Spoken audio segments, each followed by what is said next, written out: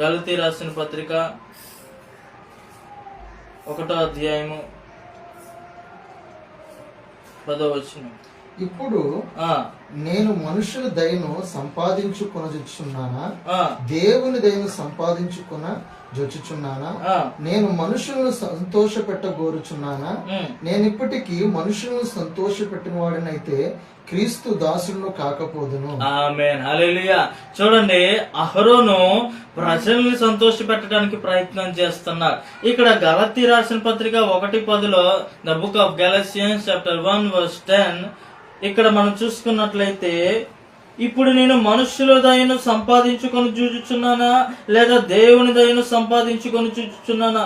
నేను మనుషులను సంతోష పెట్టగోరుచున్నానా? నేను ఎప్పటికీ మనుషులను సంతోష పెట్టువాడినైతే క్రీస్తు దయ నాలో ఉండదంట. క్రీస్తు దాసులను నేను